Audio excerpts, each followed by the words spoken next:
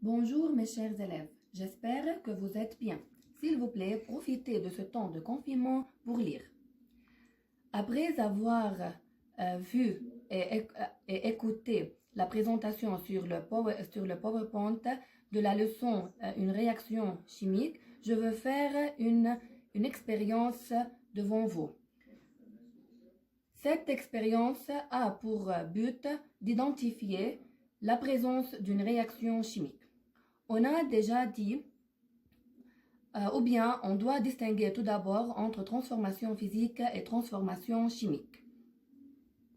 La transformation physique, tout simplement, c'est un changement d'état. Par exemple, si on met de l'eau dans un réfrigérateur, l'eau se transforme en glaçon. Mais les molécules d'eau se trouvent dans les glaçons.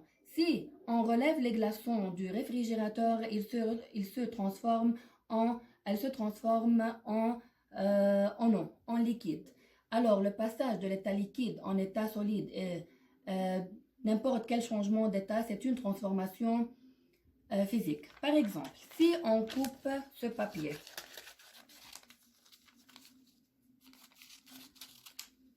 le papier ne change pas son aspect.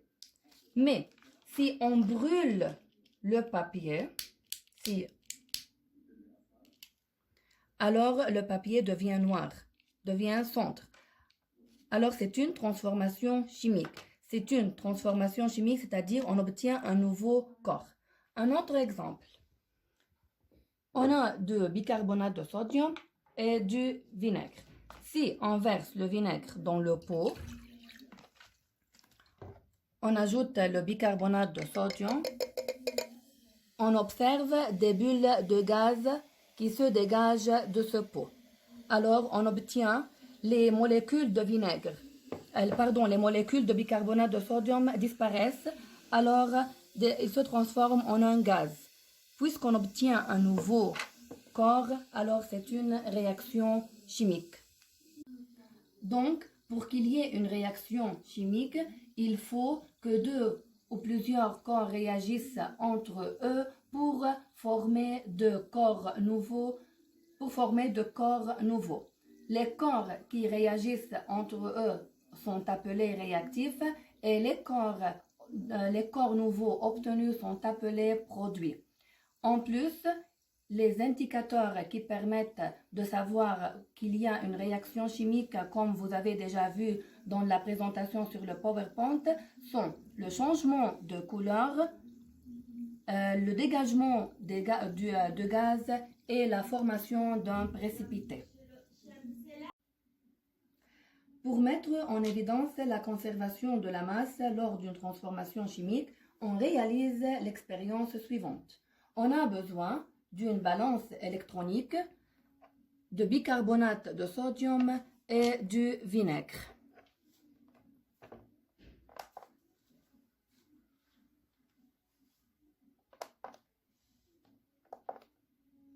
On doit mesurer la masse de bicarbonate avec le vinaigre.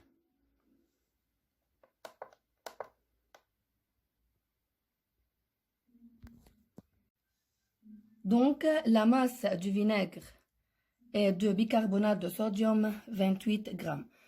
On met le bicarbonate de sodium dans le vinaigre et on mesure la masse de bicarbonate et du vinaigre.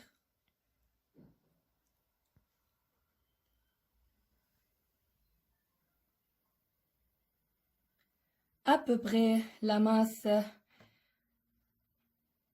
est 28. La masse se conserve, c'est-à-dire la masse des réactifs est égale à la masse des produits.